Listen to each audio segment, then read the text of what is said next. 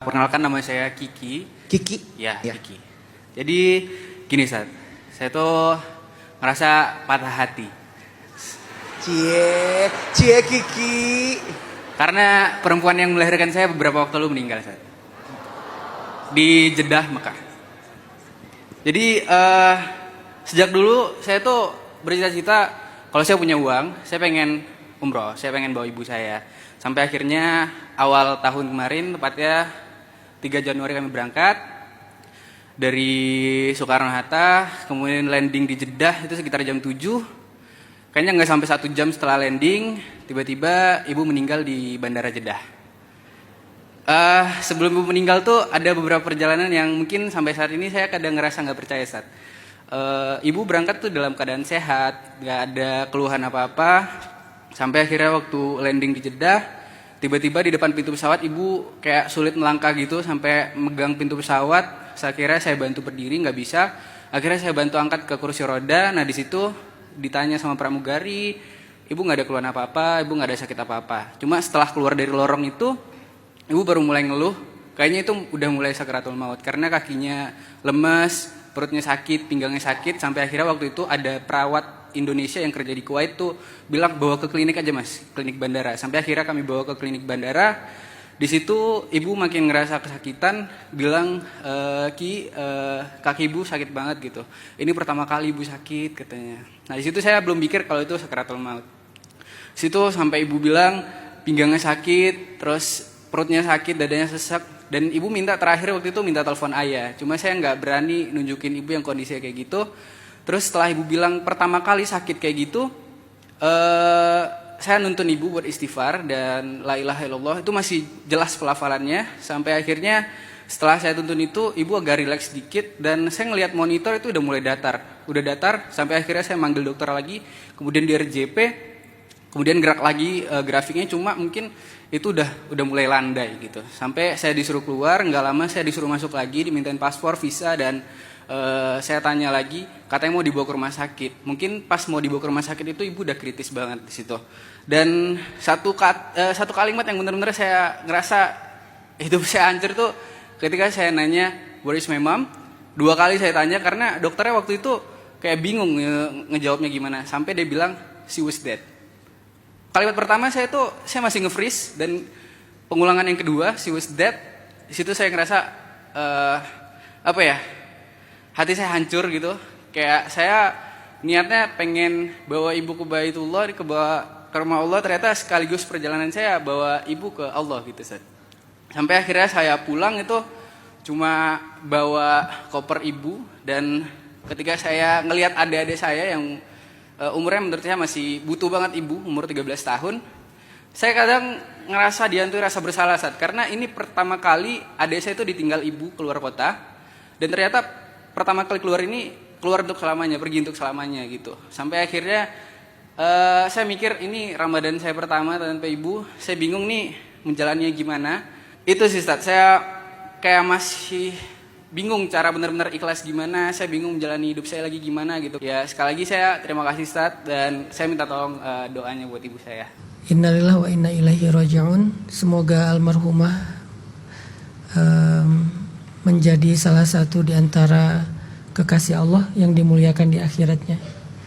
Karena walaupun secara fisik beliau nggak sampai ke Baitullah, tapi ketika niatnya dan sudah beliau ikhtiarkan dengan berjalan, maka itu sudah dicatat pahala ibadah yang utuh. Jadi ibu itu sudah umroh, walaupun secara fisiknya belum sampai ke Baitullah. Karena dulu juga ada kan orang yang mau berhaji tapi nggak jadi berhaji gara-gara membantu orang lain. Padahal dia udah niat banget kan berhaji.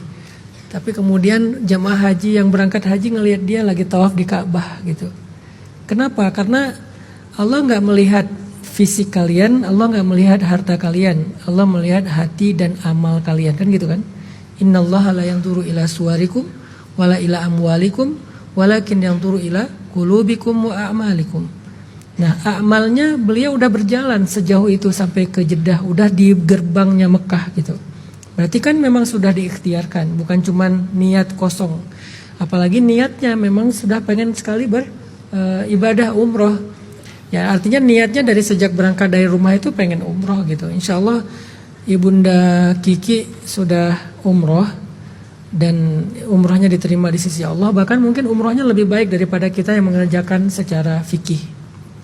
Itu yang pertama. Yang kedua, saya salut ya sama Kiki ya, bisa menceritakan ini dengan sangat tenang. Saya tahu gimana hancurnya hati Kiki.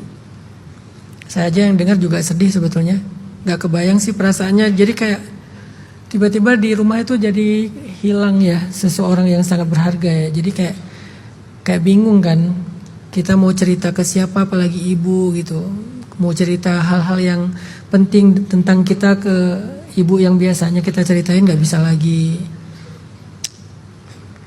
Kiki hebat bisa sekuat dan sesabar ini. Semoga kesabaran Kiki itu justru menjadi kebaikan buat ibu di dalam kuburnya. Yang ketiga, Kiki itu masih bisa silaturahim sama ibu. Ada dua caranya. Yang pertama adalah dengan doa dan amal solih. Dan yang kedua dengan ziarah. Menziarahi kubur itu seperti kita orang yang di dalam kubur ketika diziarahi itu kayak kita menziarahi dia ketika masih hidup. Jadi dia senang gitu. Dan orang kubur itu tahu ketika diziarahi. Walaupun nggak bisa berkomunikasi, tapi dia tahu dia diziarahi. Makanya menziarahi kubur itu penting.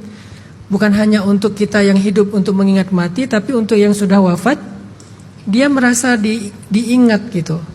Tapi selain itu yang juga sangat penting adalah doa dan ibadahnya Kiki. Jadi sekarang cara Kiki terhubung lagi dengan ibu, sholat, sedekah, gitu ya, ngaji, zikir, nanti setelah itu doa, itu cara terhubung. Jadi makin sering Kiki begitu, makin sering terhubung sama ibu. Dan ibu itu merasakan, jangan cuman dikira bahwa oh itu mah terhubung amalnya, enggak, dia merasakan. Jadi ketika anaknya mendoakan dia merasakan kenikmatan di dalam kuburnya. Jadi kayak dikirimin doa itu tuh memang benar-benar dirasain gitu. Bukan cuma jadi amal soleh yang dicatat doang, bukan, dirasain sama ahli kubur. Jadi ketika kita berdoa nih sekarang nih, ahli kubur ngerasain kenikmatan itu. Karena doa itu kayak hadiah. Begitu kita kirim hadiah, kita kirim doa, kita kirim Al-Fatihah, kita kirim amal soleh yang kita niatkan buat dia, itu tuh sampai semuanya. Dan sampainya bukan cuma catatan, tapi dirasakan langsung. Kuburnya jadi menyala, jadi bercahaya, jadi lapang, jadi sejuk. Itu dirasakan langsung. Jadi Kiki masih sangat bisa membahagiakan ibu, walaupun mungkin nggak ketemu secara fisik, tapi sangat bisa membahagiakan. Kenapa ini saya sampaikan? Karena ini juga yang saya lakukan ketika saya kehilangan ibu saya dalam musibah tsunami di Aceh dulu. Masih kuliah juga tuh, seumur Kiki sekarang lah, mau lulus, ibu saya meninggal di tsunami. Padahal cita-cita saya tuh pengen banget bawa ibu umroh lah, haji lah, pengen menyenangkan hati ibu, bawa ijazah Al-Azhar gitu kan. Karena ibu bilang dari keluarga dia harus ada satu yang jadi ulama. Itu udah cita-cita dia banget. Tapi qadarullah, tahun terakhir sebelum saya lulus terjadi musibah tsunami di Aceh dan ibu saya meninggal, kakak saya meninggal, rumah habis. Waktu itu saya agak-agak patah hati juga. Tapi lama-lama saya pikir, apakah ini adalah akhir? Enggak, ternyata saya masih bisa kok membahagiakan ibu. Itu jadi motivasi saya untuk ngafal Quran, untuk dakwah, untuk bikin sekolah gratis, bikin masjid supaya ngalir semuanya pahala buat ibu. Jadi Ki kasih tahu ke adik, kalau kangen sama mama, yuk kita doa gitu. Mama dengar kok doa kita, yuk kita sholat atau kita kirim Al-Fatihah, itu sampai kok ke mama gitu. Walaupun sedih pasti nggak mungkin nggak, karena Rasulullah juga sedih banget kehilangan Khadijah. Rasulullah tuh sedih banget kehilangan Abu Thalib, dan itu tahun duka cita bagi Rasulullah. Jadi Kiki berhak untuk sedih. Tapi Kiki harus tahu walaupun Kiki bersedih, Kiki masih bisa kok menyenangkan hati ibu gitu. Semoga itu bisa jadi cara buat Kiki terus terhubung sama ibu bersama dengan adik-adik. Allahu a'lam.